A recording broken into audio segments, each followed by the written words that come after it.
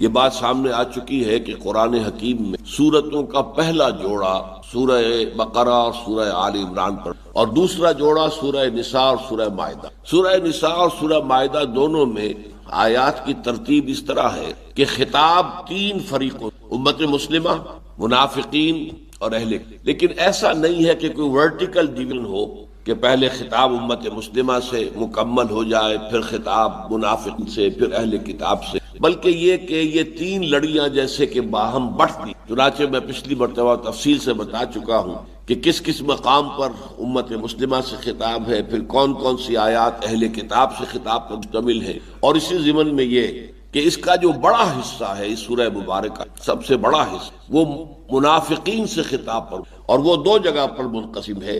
Number 60 آیت سے لے کر 126ویں آیت، 67 آیات تسلسل کے ساتھ منافقین کے۔ البتہ یہ بات بھی بارہا آ چکی ہے سامنے کہ قرآن مجید میں کسی ایک مقام پر بھی منافقین سے جو خطاب ہے وہ یا ایھا الذین نافقوا یا ایھا المنافقون کے الفاظ سے، بلکہ یا ایھا الذین آمنوا، اس لیے کہ وہ بھی مدعی ایمان تھے، وہ کہتے تھے کہ ہم مومن ہیں۔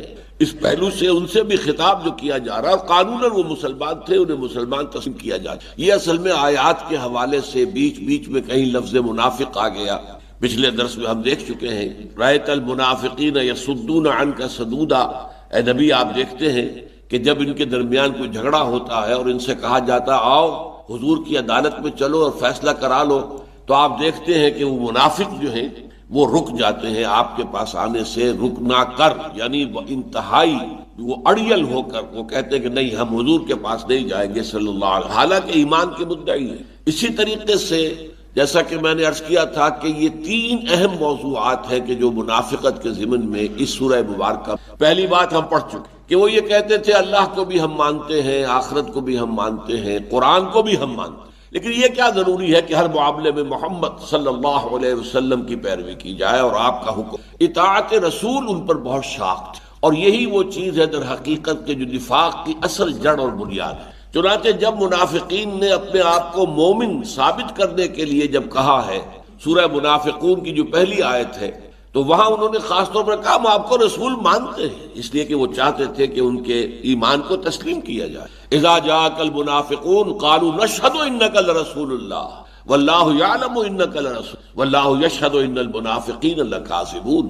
اے نبی جب آپ کے پاس یہ منافق آتے ہیں اور کہتے ہیں کہ ہم گواہی دیتے ہیں اس کی کہ آپ اللہ کے رسول، اور اللہ سے بڑھ کر کون جانتا ہے اس کو کہ آپ اللہ کے رسول، لیکن اللہ گواہی دیتا ہے کہ یہ جھوٹ ہو، ان کے دلوں میں آپ پر ایمان نہیں۔ تو پہلی بات تو اس ضمن میں آ گئی جو ہم پڑھ چکے ہیں کہ اس میں کھل کر بات کی گئی، فلا وربک لا یؤمنون حتی یحکموک فیما شجر بینہم ثم لا یجدوا فی انفسہم حرجا مما قضیت ویسلموا۔ تو ہرگز نہیں ہے نبی، آپ کے رب کی قسم، یہ مومن نہیں ہو سکتے جب تک کہ ہر معاملہ جو ان کے مابین اٹھ کھڑا ہو اس میں آپ کو حکم تسلیم نہ، اور پھر آپ کے فیصلے کو بھی اس کیفیت کے ساتھ مانیں کہ دل میں بھی اس کے خلاف کوئی احتجاج نہ ہو، کوئی کدورت نہ ہو، یہ احساس نہ ہو کہ میرے ساتھ بے انصافی ہوئی ہے، اس لیے کہ یہ بھی ایمان کے منافی ہو۔ یہ شان جو ہے حضور کے بعد کسی کی نہیں ہے، کسی بھی دوسرے شخص کی رائے سے، فیصلے سے اختلاف ہو سکتا، لیکن محمد الرسول اللہ صلی اللہ علیہ وسلم جو نبی ہے، رسول ہے، معصوم ہے، ان سے بے انصافی کا اگر تصور آپ کرتے ہیں تو اس کا مطلب ہے کہ آپ کا نبوت اور رسالت پر ایمان ہی نہیں۔ اب آج جو موضوع آ رہا ہے یہ ہے قتال فی سبیل۔ ظاہر بات ہے کہ منافقوں پر یہ بھی بہت شاق تھا، نمازیں ہم سے پڑھوا لو، مسجد میں ہم پہلی صف میں بھی آ جائیں گے، عبداللہ ابن ابی پہلی صف میں کھڑا ہوتا تھا، لیکن یہ قتال جو ہے، جان جو قربانی دینا ہے، اس لیے کہ جیسا کہ میں عرض کر چکا ہوں، جو شخص جنگ میں جاتا ہے وہ گویا کہ ایک اعتبار سے اپنی جان کو ہتھیلی پر رکھ کر جاتا، اگر واپس آ جائے تو گویا کہ بونس ہے، یہ تو ایک نئی زندگی ہے، ورنہ یہ کہ جنگ میں جانے کے بعد جو ہے ہر شخص کو اندیشہ ہے کہ قتل ہو سکتا ہے۔ یہ چیز ان پر بہت شاق، لہذا یہ جو آیات ہیں جو میں نے ابھی تلاوت کی ہیں اور آپ نے سماعت فرمائی، یہ قرآن مجید میں قتال فی سبیل اللہ پر جامع ترین مقام ہے، اور یہاں پر خاص طور پر قتال فی سبیل اللہ سے جو گریز تھا منافقین کا، اسے بالکل کھول کر مبرہن کر کے اور صاف کر دیا۔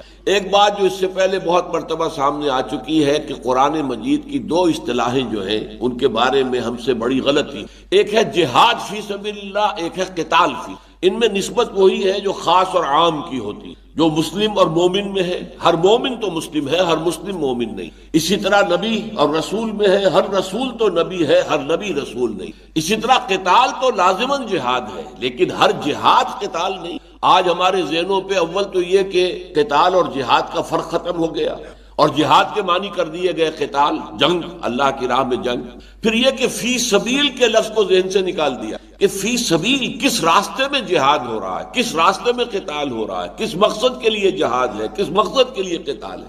یہ ہے کہ جو علیحدہ کرتا ہے کہ ایک جو کافر ہے، مشرک ہے، وہ بھی جہاد کرتا ہے، لیکن وہ جہاد فی سبیل شرک کرتا ہے، وہ جہاد فی سبیل طاغوت کرتا ہے۔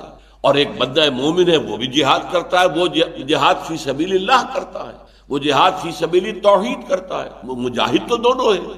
یہی وجہ ہے قرآن مجید میں دو مقامات پر، سورہ عنکبوت میں بھی اور سورہ لقمان میں بھی، ان مشرک والدین کے لیے لفظ جہاد استعمال ہوا ہے جن کے نوجوان بیٹے جو ہے وہ ایمان لے آئے۔ اب والدین دباؤ ڈال رہے ہیں، ان کے اوپر تشدد کر رہے ہیں کہ واپس آؤ اپنے دین کے اندر، تو ان کے لیے بھی مجاہد کا لفظ استعمال ہوا۔ وَإِن جَاهَدَاكَ عَلَىٰ أَن تُشْرِكَ بِي مَا لَيْسَ لَكَ بِهِ عِلْمٌ یا وَإِن جَاهَدَاكَ لِتُشْرِكَ بِي مَا لَيْسَ لَكَ بِهِ عِلْمٌ فَلَا تُطِعْهُمَا، ان کا کہنا مت مانو، وہ بھی مجاہد تھے۔ آج ہم نے مجاہد کے لفظ کو جو ہے صرف مسلمانوں کے لیے خاص کر، یہ ہمارے مغالطے ہیں در حقیقت، جو گہرائی میں نہیں جاتے۔ یہ سب سے نمایاں ہو کر انہی آیات کے اندر یہ بات آ جائے۔ بہرحال اب آغاز ہم کرتے ہیں۔ فرمایا یا ایھا الذین آمنوا خذوا حذرکم، اہل ایمان پکڑو اپنے ہتھیار، فانفروا ثبات او انفروا جمیعا، اور پھر چاہے تو ٹکڑیوں کی شکل میں نکلو اور چاہے جماعت کی شکل میں، ایک فوج کی شکل۔ جنگ دو قسم کی ہو رہی تھی، چھاپہ مار، اور دوسری یہ کہ باقاعدہ فوج کی شکل میں جا کر اور آمنے سامنے ہو کر مقابلہ کرنا۔ جیسا کہ آپ کو بہت مرتبہ میں بیان کر چکا ہوں آپ کے سامنے کہ حضور صلی اللہ علیہ وسلم نے مدینے جانے کے بعد صرف 6 مہینے انتظار کیا ہے، اور اس میں 3 کام آپ نے کیے۔ مسجد نبوی کی تعمیر، وہ ایک مرکز بن گئے، اور مہاجرین اور انصار کے مابین مواخات، تاکہ یہ دو طبقے علیحدہ علیحدہ نہ رہیں، یہ باہم گتھ جائیں، مل جائیں۔ اور تیسرے یہودیوں کے ساتھ جو میثاق کیا، میثاق مدینہ، کہ pact of joint defence of Medina, کہ ہم مدینے کا آپ جو کریں گے دفاع، وہ مل کر ایک امت کی حیثیت۔ یہ آپ نے احتیاطی تدابیر کرنے کے بعد چھاپا مار دستے بھیجنے شروع، تو گویا کہ غزوہ بدر سے قبل جو ہے یہ صباتن والی بات آ رہی تھی۔ چھاپے، چھوٹے چھوٹے گروپ جا رہے ہیں، بعض میں حضور نے بھی شرکت کی ہے، 4 غزوات ہیں جن میں حضور بھی شامل ہوئے، لیکن یہ کہ اس کے لیے نہ نفیر عام تھی، نہ اعلان عام تھا، اور نہ ہی کوئی بڑی نفری نکلی ہے، چھوٹی چھوٹی تعداد کے اندر لوگ نکلے ہیں، تاکہ قریش کی جو لائف لائن ہے اسے تھریٹن کر دیا جائے، انہیں معلوم ہو جائے کہ اب یہاں پر تمہارا راستہ روکنے والے موجود ہیں، تمہارے جو تجارتی قافلوں کے راستے ہیں اب وہ اس طرح محفوظ نہیں ہے جیسے پہلے کبھی تھے۔ یا پولیٹیکل آئسولیشن، کہ جہاں حضور گئے وہاں کے قبائل کے ساتھ آپ نے معاہدہ کر لیا، یا تو پہلے وہ قریش کے حلیف تھے اب حضور کے ہو گئے، اور یا یہ کہ وہ نیوٹرل ہو گئے کہ ہم نہ آپ کا ساتھ دیں گے قریش کے خلاف، نہ قریش کا ساتھ دیں گے آپ کے خلاف۔ لیکن ہر دونوں صورتوں میں در حقیقت جو زون آف پولیٹیکل انفلوئنس تھا قریش کا، وہ کم ہوتا چلا۔ اب اس کے بعد جنگ بدر سے جو ہے یہ باقاعدہ جنگ جس کو ہم کہتے ہیں وہ شروع، 2 فوجیں آمنے سامنے، تو یہ ہے جمیعہ۔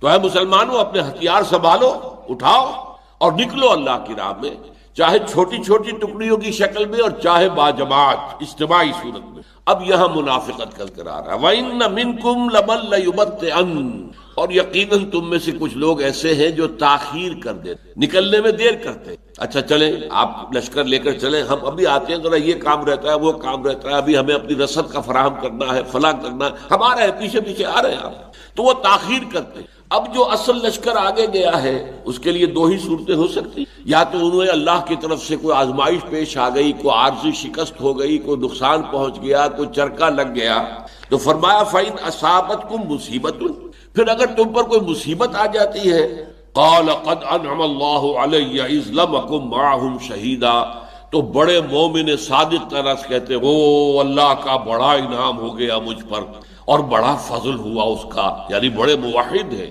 جبکہ میں ان کے ساتھ نہیں تھا۔ اگر میں بھی ہوتا، ہم تو پیچھے رہ گئے، اگر ہم بھی ساتھ ہوتے تو ہمارے اوپر بھی وہی مصیبت آ جاتی۔ تو وہاں وہ کہتے ہیں قال قد انعم اللہ علیہ اذ لم اکن معہم شہیدا، جب میں ان کے ساتھ موجود نہیں تھا تو یقیناً اللہ نے مجھ پر بڑا فضل کیا، بڑا کرم کیا، اس کا بڑا اس کی نظر عنایت ہے مجھ وَإِلَيْنَ أَصَابَكُمْ فَضْلٌ مِّنَ اللَّهِ، اور اگر تمہیں مل جائے تو اللہ کا فضل، اللہ فتح دے دے، مال غنیمت ہاتھ آ جائے، لَيَقُولَنَّ، تو پھر وہ لازماً کہے گا کأن لم تکن بینکم و بینہ مودۃ، گویا جیسے کہ ان کے اور تمہارے درمیان کوئی دوستی تھی ہی نہیں، لہذا کیا کہیں گے، یا لیتنی کنت معہم، کاش کہ میں بھی ان کے ساتھ ہوتا، فافوز فوزا عظیما، تو مجھے بھی بہت بڑی کامیابی حاصل۔ تو اگر وہاں پر کوئی تکلیف آ گئی تو اللہ کا شکر کر رہے ہیں کہ ہم ساتھ نہیں تھے، اور اگر وہاں کو فتح نصیب ہو گئی، کو مال غنیمت ہاتھ آ گیا، تو اب حسرت کے ساتھ،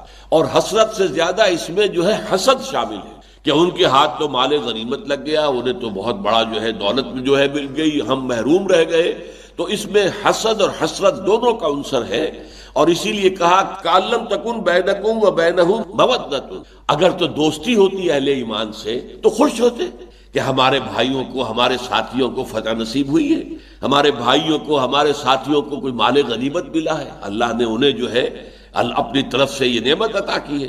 اگر وہ ہوتے اہل ایمان تو اہل ایمان کی کامیابی پر خوش ہوتے، لیکن چونکہ ان کے اور ان کے اہل ایمان کے اور ان کے درمیان کوئی مودت نہیں ہے، کوئی دوستی نہیں ہے، بلکہ ان کے اندر تو ہڈن دشمنی ہے، چھپی ہوئی عداوت ہے، لہذا اس موقع پر وہ کہتے ہیں یا لیتنی کنت معہم فافوز فوزا عظیما، کاش کہ میں بھی ان کے ساتھ ہوتا تو میں بھی بڑی کامیابی حاصل۔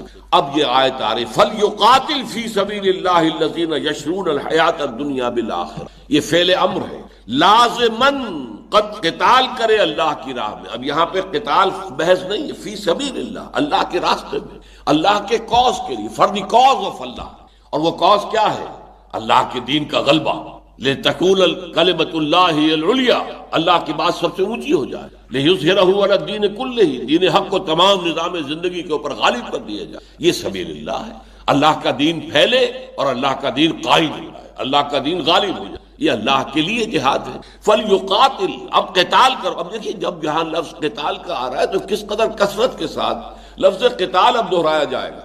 ہم نے بڑی غلطی کی ہے اور اس کو لفظ کو عام کر دیا جہاد کو، جہاد جہاں بھی ہے اس کے معنی قتال ہے، معاذ اللہ۔ قتال کا لفظ اپنی جگہ مستقل اصطلاح ہے، البتہ بعض مواقع پر قتال کی جگہ جہاد آ جاتا ہے، اس لیے کہ جہاد تو لازماً، قتال تو لازماً جہاد ہے، لیکن ہر جگہ آپ جہاد کے معنی اگر کریں گے قتال تو بہت بڑے مغالطے میں مبتلا ہو جائے۔ فَلْيُقَاتِلْ فِي سَبِيلِ اللَّهِ الَّذِينَ يَشْرُونَ الْحَيَاةَ الدُّنْيَا بِالْآخِرَةِ، تو وہ لوگ کہ جنہوں نے حیات دنیاوی کو فروخت کر دیا ہے آخرت کے عوض، یہ ہے اصل مومن۔ مومن کون ہے؟ جو دنیا کی زندگی کو بیچ دیتا ہے آخرت کے، یہی تو ہے، اس لیے کہ اللہ تعالیٰ یہاں یشرون آیا ہے، یشرون کے معنی بیچ دینا، اشترا کہتے ہیں خریدنے کو، شرع یشری بیچ دینا، باب افتعال میں آئے گا اشترا، تو اشترا کے معنی ہے خریدنا۔ چنانچہ سورہ توبہ میں جو آیت آئی ہے ان اللہ اشترا من المؤمنین انفسهم واموالهم بان لهم الجنہ، اللہ تعالیٰ نے اہل ایمان سے ان کی جانیں اور مال خرید لیے ہیں جنت کے عوض۔ جنت قیمت ہے جو دی جائے گی آخرت، جان اور مال یہاں خرچ کرنا ہوگا اللہ کی راہ۔ تو یہ ہے شرع یشری بیچ دینا اور اشترا یشتری خرید لے۔ تو جو لوگ بھی واقعتاً اپنی حیات دنیاوی کو بیچ چکے ہوں آخرت کے عوض، یعنی ان کے ہاں ترجیح آخرت فیصلہ کن طور پر ہو چکی، وہ ایثار کر چکے ہوں کہ ہم دنیا کو چھوڑ دیں گے، آخرت قبول کریں، جان جب چاہے چلی جائے، مال جتنا ہو نکل جائے، کوئی پرواہ نہیں، اس لیے کہ ہم نے تو آخرت کو قبول کر لیا ہے، آخرت کو پسند کر۔ تو جو شخص اس پیمانے پر پورا اترے، الذین یشرون الحیات الدنیا بالآخرہ، اس کے لیے تو لازم ہے اللہ کی راہ میں جہاد کرے، وہ کیسے پیچھے رہ سکتا ہے؟ اسے تو آگے آگے جانا چاہیے شوق کے اندر کہ جتنا جلد ممکن ہو میں جام شہادت نوش کروں اور وہ مجھے مرتبہ حاصل ہو جائے کہ وَلَا تَقُولُوا لِمَنْ يُقْتَلُ فِي سَبِيلِ اللَّهِ أَمْوَاتٌ بَلْ أَحْيَاءٌ وَلَٰكِن لَا تَشْعُرُونَ، اس لیے کہ شہداء کے لیے جو بھی اللہ کی راہ میں قتل ہو جائیں ان کے لیے تو یوم الحساب کا انتظار بھی نہیں ہے، براہ راست اسی وقت جنت میں داخلہ ہو جاتا۔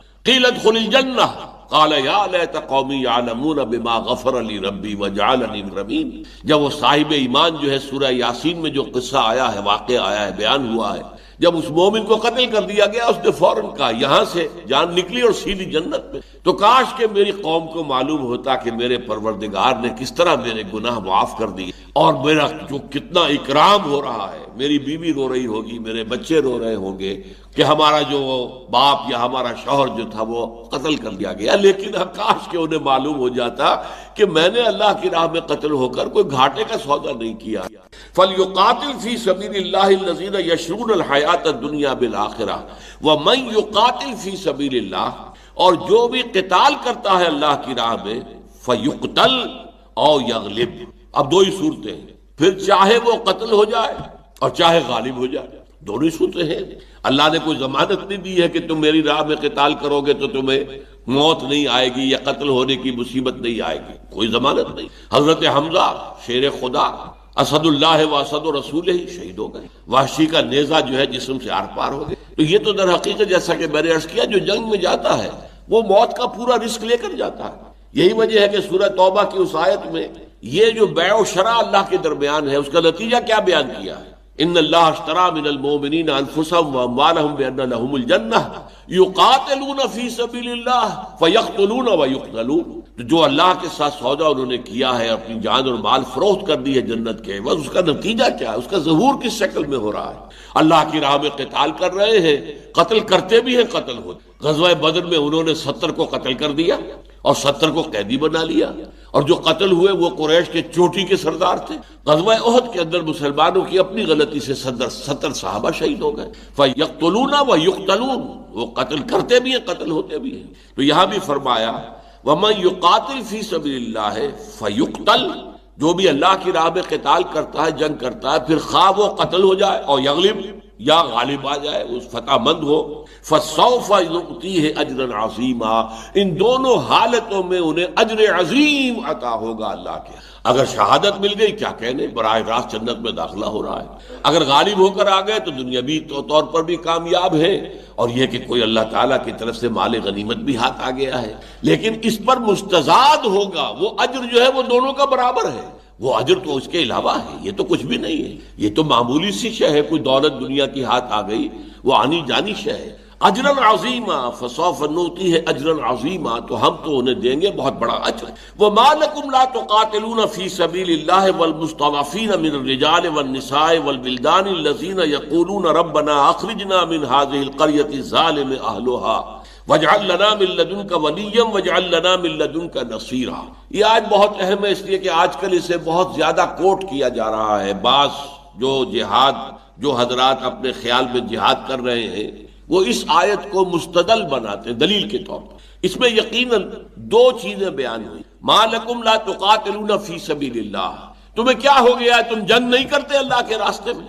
تو ایک تو ہے اللہ کا راستہ, اللہ کے دین کی وسعت, اشاعت, اللہ کے دین کا غلبہ, یہ تو ہے سبیل اللہ. ایک دوسری مت بھی تھی کہ مسلمان مختلف جگہوں پر جو ایمان لے آئے, خاص طور پر مکے میں جو مسلمان تھے وہ سب کے سب ہجرت نہیں کر پائے. ان میں بوڑھے بھی تھے, ان میں خواتین بھی تھیں, ان میں بچے بھی تھے, ایسے بھی لوگ تھے جنہیں راستہ ہی معلوم نہیں تھا, ایسے بھی لوگ تھے جن کے زیادہ راہ نہیں تھا. اچھا ایسے بھی تھے جو منافق تھے, جو کہ در حقیقت گھر بار انہیں اور اپنے اعزاء و اقارب زیادہ عزیز تھے اللہ تعالیٰ اور اللہ کے رسول سے, لہذا یہی منافقت کی جڑ اور بنیاد ہے. تو دونوں طرح کے لوگ تھے. لیکن یہ جو تھے کمزور لوگ, ضعیف لوگ, ضعفاء, ان میں بیمار بھی ہو سکتے ہیں, بوڑھے ہو سکتے ہیں, عورتیں ہو سکتی ہیں, ان کی راہ میں جہاد اور قتال, یعنی انہیں وہاں سے لبریٹ کرنا, انہیں آزادی دلانا, ان کے اوپر جو ظلم اور تشدد ہو رہا ہے اسے ختم کرنا. تو یہ دو رخ ہو گئے قتال کے. ایک قتال فی سبیل اللہ ہے, وہ تو اللہ کی راہ میں ہو رہا ہے, اللہ کے دین کے غلبے کے لیے ہو رہا ہے.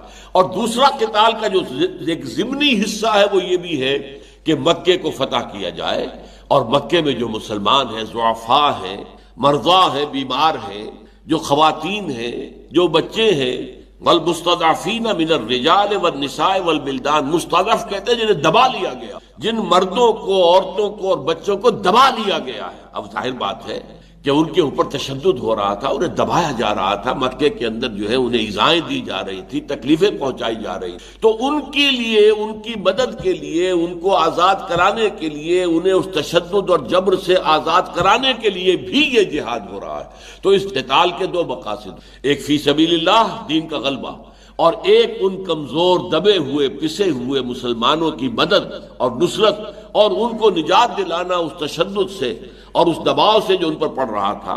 وَمَا لَكُمْ لَا تُقَاتِلُونَ فِي سَبِيلِ اللَّهِ وَالْمُسْتَضْعَفِينَ مِنَ الرِّجَالِ وَالنِّسَاءِ وَالْوِلْدَانِ الَّذِينَ يَقُولُونَ، جو کہ دعائیں کر رہے ہیں، اللہ سے پکار کر رہے ہیں، اللہ سے استغاثہ کر رہے ہیں، اللہ سے فریاد کر رہے ہیں، ربنا اخرجنا من هذه القرية الظالم اهلها، اے اللہ ہمیں کسی راستہ دے کہ ہم یہاں سے نکل جائیں، ہمیں نکالنے کا راستہ دے دے، ہمیں یہاں سے نکلنے کا راستہ دے دے، کوئی شکل پیدا کر دے کہ ہم اس قریے سے، اس بستی سے، یہ کون سا قریہ ہے؟ مکہ، ام القری، هذه القرية، اس بستی سے ہمیں نکال کسی طریقے سے کہ جس کے رہنے والے جو ہیں بہت ظالم ہیں، ظالم اہلها، واجعل لنا من لدنک ولیا، اور ہمارے لیے خاص اپنے پاس سے، اپنے فضل سے مددگار اور حمایتی اور پشت پناہ بھیج، واجعل لنا من لدنک نصیرا، اور ہمارے لیے اپنے پاس سے، خاص اپنے فضل سے ہمارے لیے مددگار بھی۔ تو یہ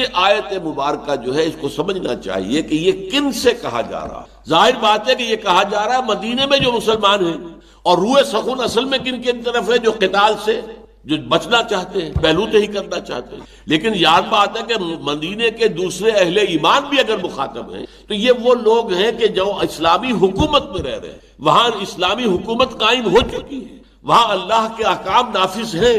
اب اگر کسی ملک کے اندر اللہ کا دین تو غالب نہیں ہے، اللہ کے دین کی بجائے کسی اور دین کے اوپر نظام چل رہا ہے، حاکمیت خدابندی کی بجائے حاکمیت عوام کی بنیاد کے اوپر جو ہے حکومتیں قائم ہو رہی ہیں، قوانین بن رہے ہیں، سود اور جوئے کے اوپر پورا نظام معیشت جو ہے وہ استوار ہے، نہ ہی قائلی قوانین اسلام کے نہیں ہیں، اس کے اندر بھی قطر بہوت کر دی گئی ہے۔ وہاں کے لوگ بجائے اس کے کہ اپنے ملک کے اندر اللہ کے دین کو غالب کرنے کے لیے جد و جہد کریں، اب کہیں باہر جا کر، تیسرے تواڑے جا کر اگر وہ کہتے ہیں اور اس آیت کو دلیل بناتے ہیں کہ ہم وہاں جا کر جہاد کر رہے ہیں جن مسلمانوں پر ظلم ہو رہا ہے، تو در حقیقت وہ اس کا جو خطاب کا رخ ہے اسے نہیں پہچان رہے۔ انہوں نے اپنے ہاں دین قائم کر دیا ہے، ان کے ہاں فیصلے شریعت کے مطابق ہو رہے ہیں، اب یہ اضافی کام ہے۔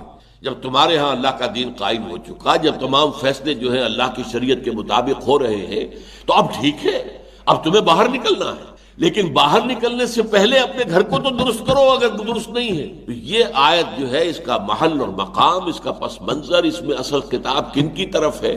ورنہ ظاہر بات ہے کہ مکے کے اندر ظلم ہو رہا تھا، کیا حضور نے اس وقت مسلمانوں کو اجازت دی کہ جاؤ ابو جہل کا ہاتھ روک لو، بلکہ کاٹ دو اس کا ہاتھ، جس ہاتھ سے کہ وہ حضرت سمیہ اور حضرت یاسر رضی اللہ تعالیٰ عنہما پر تشدد کر رہا، کاٹ ڈالو اس کا ہاتھ؟ نہیں، حالانکہ اس سے بڑا ظلم تو کسی پر ہوا ہی نہیں، حضرت سمیہ اور حضرت یاسر سے بڑھ کر تو ظلم کسی پر بھی نہیں، اور انہوں نے بالآخر ٹارچر کر کے شہید کر دیا گیا، لیکن ان کی مدد کے لیے تو حضور نے حکم نہیں دیا، حالانکہ کم سے کم 40 صحابہ موجود تھے، اور زیادہ یہی ہوتا نا کہ اس کے بعد چند جو ہے صحابہ کو قتل کر دیا جاتا، انتقام کے اندر یہی ہوتا نا۔ لیکن یہ ہے کہ 70 صحابہ تو جو ہے احد کے اندر بھی شہید ہو گئے، تو شہادت سے بچنے والی بات نہیں تھی، بلکہ یہ تھا کہ پہلے اسلامی حکومت قائم ہو، اس کے بعد قتال جو ہے اس کی سرحدوں سے باہر نکلے۔ میں یہاں چاہتا ہوں کہ ذرا وضاحت سے بیان کروں۔ دیکھیے، قتال فی سبیل اللہ کی صرف 3 صورتیں ممکن، قتال فی سبیل اللہ 3 صورت۔ نمبر 1، اسلامی حکومت، خلافت کا نظام قائم ہے، اب وہ خلافت کو ایکسپورٹ کرنے کے لیے، دوسرے ملکوں میں قائم کرنے کے لیے بھی جنگ کر رہے ہیں۔ جیسے کہ ہم یہ کہہ سکتے ہیں کہ سلطنت روما کے ساتھ جو ٹکراؤ ہوا اس کا تو ایک فوری سبب بھی بن گیا تھا کہ شاہ غسان جو باج گزار تھا سلطنت روما کا، اس کے پاس جو حضور کا ایلچی پہنچا تھا خط لے کر، اس نے ایلچی کو رضی اللہ تعالیٰ عنہ شہید کر دیا۔ اب سفیر کا قتل جو ہے وہ اعلان جنگ ہوتا ہے، لہذا ان کی طرف سے تو ہم کہہ سکتے ہیں کہ مسلمانوں نے اگر ان پر حملہ کیا ہے اور سلطنت روما سے ٹکراؤ مول لیا ہے تو اس کا ایک سبب جو ہے فوری طور پر سبب بھی موجود تھا۔ ایران پر تو کوئی سبب نہیں تھا، کس لیے ایران پر حملہ کیا؟ ان کی طرف سے کوئی اقدام نہیں ہوا، زیادہ سے زیادہ اس نے یہ کیا تھا کہ حضور کا نامہ مبارک چاک کر دیا تھا، بس جس پر حضور نے فرمایا کہ اس نے میرا خط نہیں پھاڑا، اس نے اپنی سلطنت کو چاک کر دیا، اس کے ٹکڑے کر دیا۔ اور اس نے تو بلکہ کہا، وہ جو سفیر آئے تھے، کہ ان کے سر پر جو ہے یہاں مٹی کا ایک ٹوکری رکھ دو۔ تو وہ جو سفیر خوش ہوئے کہ انہوں نے گویا کہ اپنی زمین ہمیں دے دی ہے، اگر مٹی جو ہے وہ میرے سر پر رکھ دی گئی ہے تو گویا کہ زمین اپنی انہوں نے ہمیں دے دی۔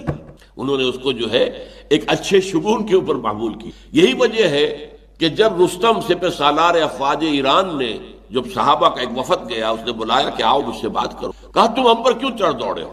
پہلے بھی تم آیا کرتے تھے، قتل و غارت کرتے تھے، لوٹ مار کرتے تھے، چلے جاتے تھے۔ یہ دنیا میں ہمیشہ ہوا کہ ایک سیٹلڈ سویلائزیشن ہے جہاں لوگ آباد ہیں، اور آبادی کا مطلب اس وقت کیا تھا؟ ایگریکلچر ہو رہا ہے، اپنے کھیت ہیں اس کے اندر جو ہے وہ بو رہے ہیں، یا اپنے آبادیوں کے اندر کرگے لگا رکھے ہیں، وہ کپڑا بن رہے ہیں اور رہ رہے ہیں آرام سے۔ لیکن آس پاس اگر کوئی سطح مرتفع کا علاقہ ہے جو بنجر ہوتا ہے، یا کوئی صحرا ہے لقدق جو بنجر ہے، وہاں کے رہنے والے، ان کے لیے معاش کا راستہ کیا تھا؟ وہ آتے تھے، غارت گری کرتے تھے، لوٹ مار کرتے تھے اور بھاگ جاتے تھے۔ تو وہاں تو ہٹ اینڈ رن والا معاملہ ہوتا تھا۔ تم پہلے بھی آیا کرتے تھے، تمہارا صحرا بنجر، وہاں کچھ پیدا نہیں ہوتا، تم آیا کرتے تھے اور ہمارے اوپر غارت گری کر کے اور ہمیں لوٹ مار کر کے چلے جائے۔ اس دفعہ تم واپس نہیں جا رہے، کیا وجہ ہے؟ تم ہمارا پیچھا نہیں چھوڑ رہے، وجہ کیا ہے؟ پھر یہ کہ ہمارے تمہارے درمیان جھگڑا بھی نہیں ہے، کوئی اگر سرحدی ہی تنازع ہو تب بھی تم کہہ سکتے ہو کہ ہم تو اس کو طے کرنے کے لیے آئے ہیں، جیسے کہ چین اور بھارت کے درمیان 1962 میں جنگ ہوئی تھی، سرحدی تنازع تھا۔ تو جواب کیا دیا گیا؟ آج ہم خود نہیں آئے، ہمیں بھیجا گیا۔ انا قد ارسلنا، ہمیں بھیجا گیا۔ اللہ نے بھیجا محمد کو صلی اللہ علیہ وسلم، وفداہ آباؤنا و امہاتنا، اور محمد صلی اللہ علیہ وسلم نے بھیجا ہے ہمیں۔ کس لیے بھیجا ہے؟ لنخرج الناس من ظلمات الجہالۃ الی نور الایمان، ہم لوگوں کو نکالیں جہالت کی تاریکیوں سے، یہ شرک اور الحاد، اس کی تاریکیوں سے نکالیں ایمان کے نور کی طرف۔ ومن جور الملوک الی عدل الاسلام، اور بادشاہوں کے ظلم و ستم سے، تشدد سے ہم انہیں چھڑائیں، نجات دلائیں اور عدل اسلام کے ساتھ منشناس کریں۔ یہ ہمارا مشن ہے، we are on a mission. یہی بات سورہ توبہ، جس میں کہ آخری احکام دیے گئے قتال کے، شروع کی 6 آیات میں مشرکین عرب کے خلاف قتال کا حکم آ گیا۔ 4 مہینے کی مہلت ہے، سارے معاہدے ختم، اور اس کے بعد اگر ایمان کوئی نہیں لائے گا قتل کر دیا۔ وہ تو نوبت آئی نہیں، سب لوگ یا ایمان لے آئے اور یا پھر وہ عرب چھوڑ کر چلے گئے، بہت محدود چند تعداد کے۔ دوسرا قتال کا حکم کس سے تھا؟ کہ یہ یہودی اور نصارہ بھی، ان سے بھی جنگ کرو، یہاں تک کہ وہ چھوٹے ہو کر رہے، جزیہ دیں، اسلام کی بالادستی قبول کر۔ تو ٹھیک ہے، وہ یہودی رہے، نصرانی رہے، مجوسی رہے، کچھ بھی رہے، وہ مذہب کے طور پر ہم ان کے مذاہب کو ریکگنائز کر لیں گے، لیکن دین اللہ کا۔ تو یہ دوسری شکل تھی۔ تیسری شکل سورہ توبہ ہی میں آئی ہے، من الذین یلونکم من الکفار، اے مسلمانوں جنگ کرو، تمہارے پڑوس میں جو کافر آباد ہیں، یلونکم من الکفار، ان سے جنگ کرو، کیونکہ تمہیں اللہ کے دین کا جھنڈا لہرانا پورے سطح ارضی کے اوپر، لہذا جنگ کرو۔ تو ایک جنگ یہ تھی جو تیسرے درجے میں آئی ہے سورہ توبہ کے، اور وہ کیا ہے کہ اسلامی نظام کو قائم کرنے کے لیے خلافت راشدہ کی توسیع کے لیے جنگ کی۔ اب یہ کہ کون کر رہا ہے؟ جہاں خلافت قائم ہے، امیر المومنین کی ہدایت کے تحت، ان کی نگرانی میں، ان کے حکم سے جب وہ قتال ہو رہا ہے، اور اسلام کی توسیع اور دارالخلافہ جو ہے خلافت کا علاقہ، اس کو وسیع کرنا ہے، تو یہ ہے قتال فی سبیل اللہ کی چوٹی کی صورت۔ قتال فی سبیل اللہ کی دوسری صورت کیا ہے؟ اگر خلافت کا نظام کسی ملک کے قائم ہے اور اس کے اوپر حملہ ہوتا ہے، اس کا دفاع بھی قتال فی سبیل اللہ۔ اور تیسری شکل کیا ہے؟ کسی ملک میں اہل ایمان اس ملک کے اندر اسلام کے دین کو غالب کرنے کی جد و جہد کر رہے ہیں، انہوں نے دعوت دی، دعوت کا حق ادا کر، جو آئے انہیں جمع کیا، انہیں منظم کیا، ایک مضبوط جماعت کی، ان کی تربیت کی، ان کے دلوں کے اندر اخلاص پیدا کیا کہ اپنی ذاتی غرض کوئی باقی نہیں رہی، بلکہ صرف اعلاء کلمت اللہ جو ہے ان کا مقصود، دین حق کا غلبہ مقصود۔ اب یہ جماعت جو ہے کیا کرے گی؟ ظاہر بات ہے اس زمانے میں کوئی آلٹرنیٹو نہیں تھا کہ وہ اس ملک کے اندر جو کافرانہ حکومت ہے اس کے خلاف قتال کرے، جنگ کرے، ورنہ کون اپنی جڑ چھوڑتا ہے؟ کوئی چھوٹا سا پودا بھی جڑ چھوڑنے کو تیار نہیں ہوتا، بڑی مشکل سے کھینچتے۔ تو جو نظام کفر کا اور شرک کا وہ بڑے ایک تناور درخت کی طرح زمین میں موجود ہو، گڑا ہوا ہو، اسے آپ کیسے ہٹائیں گے؟ جنگ کرنی پڑے گی۔ اب یہاں دو امکانات ہیں. ایک امکان تو یہ ہے کہ وہاں جو حاکم ہو وہ کافر ہو، کھلم کھلا کافر، تو ان کے خلاف تو جنگ میں کوئی مذائقہ ہے ہی نہیں، اس لیے کہ وہ کافر ہیں، ان کے خلاف جنگ کرنی ہے اور یہ خالص قتال فی سبیل اللہ ہوگا. یا دوسری شکل یہ ہو سکتی ہے کہ ہے تو مسلمان، فاسق ہے، فاجر ہے، اور شریعت الہی کے بجائے دوسرے قوانین کے مطابق فیصلہ کر رہے ہیں، مانوی طور پر کافر ہیں، اس لیے کہ قرآن کا فتویٰ ہے وَمَن لَّمْ يَحْكُم بِمَا أَنزَلَ اللَّهُ فَأُولَٰئِكَ هُمُ الْكَافِرُونَ. جو اللہ کی اتاری ہوئی شریعت کے مطابق فیصلہ نہیں کرتے وہی تو کافر ہیں. وَمَن لَّمْ يَحْكُم بِمَا أَنزَلَ اللَّهُ فَأُولَٰئِكَ هُمُ الظَّالِمُونَ. جو اللہ کی اتاری ہوئی شریعت کے مطابق فیصلے نہیں کرتے وہی تو ظالم ہے، اور ظالم کا ایک ترجمہ جو ہے مشرک بھی ہے، ان الشرک لظلم عظیم. اور تیسرا فتویٰ ہے وَمَن لَّمْ يَحْكُم بِمَا أَنزَلَ اللَّهُ فَأُولَٰئِكَ هُمُ الْفَاسِقُونَ. اور جو اللہ کی اتاری ہوئی شریعت کے مطابق فیصلے نہیں کرتے چاہے وہ مسلمان ہوں، لیکن وہی تو حقیقت میں فاسق ہیں، سرکش ہیں، باغی ہیں، ناہنجار ہیں، ان کے خلاف قتال بھی جائز ہے. البتہ اس میں ہمارے ہاں بعض جو مسلک ہیں ان کا کہنا یہ ہے کہ وہ فاسق ہوں، فاجر ہوں، اگر کفر بواہ کا حکم نہ دے، مسلمان ہیں حاکم، کھلم کھلا کفر کا حکم نہیں دے رہے تو ان کے خلاف بغاوت جو ہے مسلح جائز نہیں. لیکن امام ابو حنیفہ امام اعظم ان کا فتویٰ ہے کہ جائز ہے. فاسق و فاجر حکمران جو اسلامی قوانین کے بجائے کسی اور قوانین کے تحت فیصلے شروع کر دیں ان کے خلاف قتال جائز ہے. یہ قتال کی تیسری شکل، اپنے ملک میں، اپنے علاقے میں اللہ کے دین کو غالب کرنے کے لیے وہ جہاد فی سبیل اللہ جب اس مرحلے میں آ جائے گا، جب دعوت دی جائے گی یہ بھی جہاد فی سبیل اللہ ہے، جب انہیں جمع کیا جائے گا یہ اس کی کوششیں بھی جہاد فی سبیل اللہ ہے، جب ان کی تربیت و تزکیہ کیا جائے گا یہ بھی جہاد فی سبیل اللہ ہے. اس سے آگے بڑھ کر جب قتال فی سبیل اللہ کا مرحلہ آ جائے گا تو یہ بھی قتال فی سبیل اللہ کی تیسری شکل ہے. نوٹ کر لیجیے، قتال فی سبیل اللہ کی صرف 3 صورتیں ہیں. نظام خلافت کسی ملک پر قائم ہے، امیر المومنین ہے، خلیفۃ المسلمین موجود ہیں، ان کے حکم سے، ان کی قیادت میں، ان کی زیر ہدایت دوسرے ملکوں پر حملہ کیا جائے تاکہ وہاں پر بھی اللہ کے دین کو غالب کرے. یہ قتال فی سبیل اللہ کی بلند ترین شکل ہے جو صحابہ کرام نے دوران خلافت راشدہ. نمبر 2، اگر اس نظام خلافت والے ملک پر کوئی کافر حکومت حملہ کرتی ہے تو یہ دفاع بھی خالص قتال فی سبیل. نمبر 3، اپنے ملک میں، اپنے علاقے میں اگر یہ جہاد فی سبیل اللہ جو ہے دعوت اللہ اور پھر منظم کرنا، تربیت اور تزکیہ کرنا، اس کے بعد اتنی قوت فراہم ہو جائے کہ اب جو بھی کافرانہ حکومت ہے چاہے وہ کافروں ہی کے ذریعے ہو رہی ہو چاہے وہ مسلمانوں کے ذریعے ہو رہی ہو، کافرانہ حکومت، اس کے خلاف قتال، یہ قتال فی. باقی دوسری کیٹیگری ہے جائز جنگ. قتال فی سبیل اللہ ایک چھوٹی کی کیٹیگری ہے. ایک ہے جنگ جو جائز ہے، کوئی مسلمان ملک ہے چاہے وہاں اسلام نافذ نہیں ہے، اس پر حملہ اگر ہو رہا ہے تو اس کا دفاع جو ہے یہ بھی جائز جنگ ہے، اور اس میں بھی اگر کوئی مرے گا، جان دے گا، وہ شہید ہو. اس لیے کہ حضور نے فرمایا ہے من قتل دون مالہ فہو شہید، جو شخص اپنے مال کی حفاظت کرتے ہوئے مارا جائے وہ بھی شہید ہے. ایک مسلمان ہے، اللہ اور اس کے رسول کے احکام پہ چلتا ہے، وہ کہیں سفر کر رہا تھا، ڈاکو نے حملہ کیا، 1-2 ڈاکو آ گئے، یا ان کے ہاتھ میں ہتھیار ہے، پستول ہے، اب وہ کہتے ہیں حوالے کر دو جو کچھ ہے تمہارے پاس.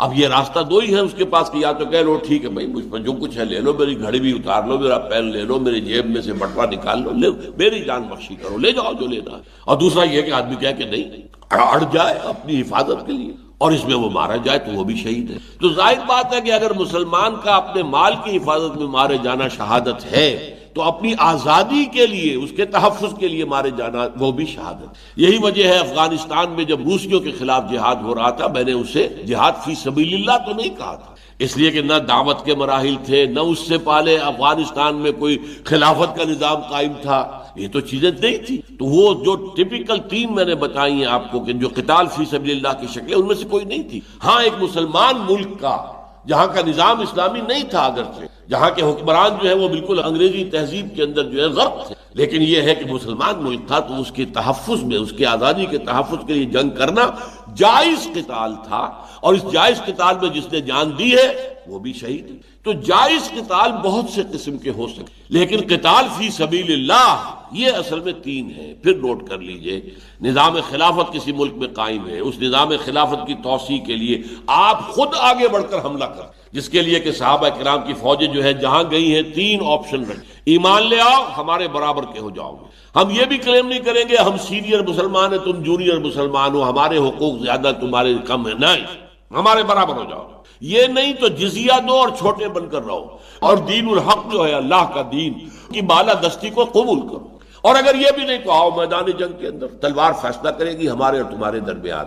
یہ قتال فی سبیل اللہ کی بلند ترین صورت تھی جو دور خلافت راشدہ۔ البتہ اگر کہیں اس ملک میں جس میں اللہ کا نظام خلافت قائم ہے کوئی حملہ کرتا ہے تو اس کا دفاع بھی خالص قتال فی سبیل اللہ۔ جبکہ صرف مسلمان ملک ہے، وہاں نظام خلافت نہیں ہے، اسلامی حکومت نہیں ہے، اسلامی قوانین نافذ نہیں ہے، لیکن رہنے والوں کی اکثریت مسلمانوں پر مشتمل ہے۔ اگر اس پر کوئی حملہ ہوتا ہے تو وہ بھی جائز جنگ تو ہے، اور اس میں جان دینا بھی مرتبہ شہادت کا حصول ہے، لیکن وہ قتال فی سبیل اللہ۔ اس فرق کو ذرا اچھی طریقے سے نوٹ کر لیجئے۔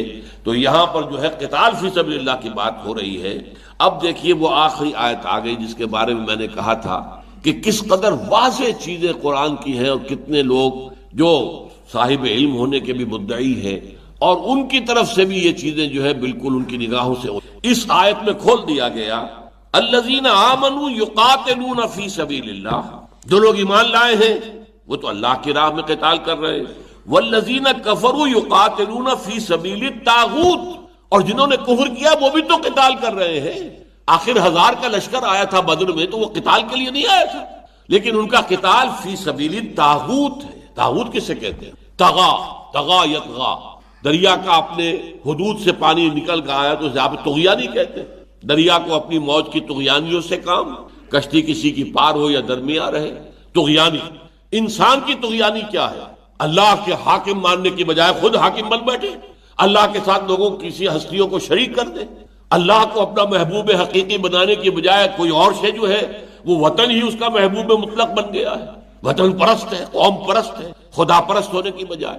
تو اب یہ جو ہے یہ اگر جنگ کریں گے، ظاہر بات ہے کہ ان کی جنگ جو ہوگی فی سبیل طاغوت ہے۔ فی سبیل کا لفظ جیسے ادھر ہے ویسے یہاں ہے۔ وہ جو والدین تھے مشرک، وہ اپنے اگر صاحب ایمان نوجوان بیٹوں پر تشدد کر رہے تھے تو وہ ان کا جہاد تھا، لیکن وہ جہاد فی سبیل طاغوت، وہ جہاد فی سبیل شرک تھا، وہ جہاد فی سبیل الکفر تھا۔ اور اہل ایمان جو ہے وہ جہاد فی سبیل اللہ کر رہے تھے، اپنے دین کو پھیلا رہے تھے، دعوت دے رہے تھے، تبلیغ کر رہے تھے، یہ جہاد ہو رہا تھا۔ مکہ کے اندر 12 برس یہ جہاد جاری رہا، ادھر سے بھی جہاد ادھر سے بھی جہاد، ادھر سے جہاد فی سبیل اللہ، ادھر سے جہاد فی سبیل طاغوت یا فی سبیل شرک۔ اسی طریقے سے جب قتال شروع ہو گیا تو قتال بھی دو طرفہ ہے۔ ایک طرف محمد رسول اللہ صلی اللہ علیہ وسلم اور آپ کے ساتھی ہیں والذین معہ، یہ ہے قتال کر رہے فی سبیل اللہ، اللہ کی حکومت قائم کرنے کے لیے، اللہ کے کلمے کو سربلند کرنے کے لیے، اللہ کے دین کو غالب کرنے کے لیے۔ اور جو رجسٹ کر رہے ہیں، جو سامنے آئے ہیں، جو راستہ روک رہے ہیں، وہ بھی جنگ کر رہے ہیں۔ یقاتلون فی سبیل الطاغوت، وہ قتال کر رہے ہیں طاغوت کے راستے۔ اسی طرح جہاد فی سبیل اللہ، جہاد فی سبیل الطاغوت، قتال فی سبیل اللہ، قتال فی سبیل الطاغوت۔ تو یہی ہمیشہ رہا، جیسا کہ دنیا کے اندر حق و باطل کی جو جنگ ہے ہمیشہ جاری رہی۔ ہر رسول آیا ہے تو وہ جنگ ہوئی ہے، وہ جنگ چاہے ہاٹ وار نہ ہوئی ہو، کولڈ وار تو ہوئی نا۔ ظاہر بات ہے کہ وہ تشدد کر رہے ہیں، ادھر سے جواب نہیں دیا جا رہا۔ لیکن آپ نوٹ کیجئے، اگر فرض کیجئے مدینے کی کھڑکی نہ کھلتی اللہ تعالیٰ کے فضل و کرم سے تو کیا مکہ ہی میں قتال نہ ہو جاتا؟ حضور کو بھیجا گیا تھا دین کو غالب کرنے کے لیے، یہ تو اللہ کی حکمت تھی۔ اس نے اپنے وہ جو بلد الامین تھا اسے بچایا جنگ سے۔ آخری وقت میں صرف ایک دن کے لیے حضور کے لیے جنگ جائز کی گئی ہے حرم کے اندر، اور وہ بھی چند لوگ مارے گئے صرف، باقی یہ کہ وہ تو بلد الامین ہے، لہذا اس کو اللہ نے بچا لیا اور مسلمانوں کو نکال کر وہاں سے لے گئے۔ اور پھر وہاں سے جنگیں ہوئی ہیں، اور وہ باہر میدان کے اندر یا تو بدر میں ہوئی ہے، یوں سمجھیے کہ تقریباً 200 میل مکے سے اور 80 میل کے قریب مدینے سے، اور یا پھر یہ کہ وہ احد میں آئے ہیں تو مدینے ہی میں پہنچ گئے، کوہ احد کے پہاڑ میں۔ اور جب پوری طریقے سے وہ ایگزہاسٹ ہو چکے تھے، اب ان میں جان نہیں رہی تھی، تب حضور نے پیش رفت فرمائی اور 10,000 کا لشکر لے کر آپ رمضان سن 8 ہجری کے اندر جو ہے آپ گئے ہیں، اور بالکل نہ ہونے کے برابر جنگ۔ لیکن فرض کیجئے کہ یہ مدینے کی کھڑکی نہ کھلتی تو کیا حضور دین کو غالب کرنے کی جد و جہد نہ کرتے؟ تو وہاں کرتے، اور اللہ تعالیٰ مزید طاقت دے دیتا تو وہیں پر جو وہاں کے کفار تھے ان کے ساتھ جنگ ہوتی، اور ظاہر بات ہے کہ اسی کے نتیجے میں پھر اللہ کا دین قائم ہو۔ تو وہ جو جہاد فی سبیل اللہ اور جہاد فی سبیل الطاغوت یہ جو مقابلے میں تھے مکے کے اندر، وہ مکے ہی کے اندر ہو سکتا ہے کہ قتال فی سبیل اللہ اور قتال فی سبیل الطاغوت کی شکل اختیار کر جائے۔ یہ حکمت خداوندی ہے کہ اس نے اس قتال فی سبیل اللہ ورسس قتال فی سبیل الطاغوت کو مکے سے باہر کے میدان کے، ورنہ یہ کہ حق و باطل کی کشمکش تو ہمیشہ رہی۔ بقول علامہ اقبال، ستیزہ کار رہا ہے ازل سے تا امروز، چراغ مصطفی سے شرار بولہبی، ہمیشہ سے تاریخ جو ہے حق و باطل کے درمیان جنگ چلی آ رہی۔ تو فرمایا الذین آمنوا یقاتلون فی سبیل اللہ۔ ان آیات کے بعد میں سمجھتا ہوں کہ کوئی اشتباہ نہیں رہنا چاہیے، کلیئر ہو جانی چاہیے ایک جائز قتال مسلمان کے لیے کیا ہے، اور قتال فی سبیل اللہ جو سب سے اونچی شے ہے وہ کیا ہے۔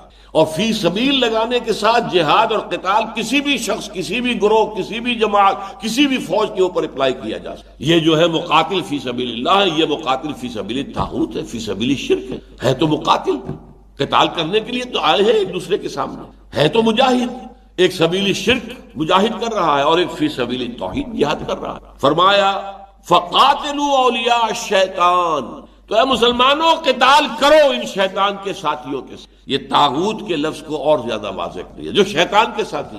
آپ کو معلوم ہے حزب اللہ، حزب الشیطان، سورہ مجادلہ کے اندر یہ دونوں الفاظ ایک دوسرے کے سامنے آ گئے۔ ایک طرف حزب اللہ ہے، ایک طرف حزب الشیطان۔ جو بھی شرک کے لیے، غیر اللہ کی حاکمیت کے لیے، غیر اسلامی نظام قائم کرنے کے لیے جد و جہد کریں گے، وہ حزب الشیطان کوئی بھی ہو، چاہے لیبل انہوں نے اسلام کا لگایا ہوا ہو، چاہے انہوں نے منافقانہ طور پر اسلام کا لبادہ اوڑھا ہوا ہو، لیکن اگر وہ اللہ کے دین کو قائم کرنے کے راستے میں مزاحم ہوتے ہیں تو وہ حزب الشیطان ہے۔ اور حزب اللہ وہ ہے جو اللہ کے دین کو قائم کرنے کے لیے تن من دھن لگا رہی۔ تو ظاہر بات ہے یہ حزب الشیطان ہے جو قتال فی سبیل اللہ کے مقابلے میں آ گئے ہیں، قتال فی سبیل الطاغوت کے لیے۔ تو یہ در حقیقت اولیاء شیطان ہے، شیطان کے ساتھی، شیطان کے مددگار، شیطان کے پشت پناہ۔ تو فرمایا فقاتلوا اولیاء الشیطان، اور ان اولیاء الشیطان میں سب سے بڑے کون تھے؟ قریش مکہ۔ اسی لیے سورہ توبہ میں کیا کہا گیا؟ فقاتلوا ائمۃ الکفر۔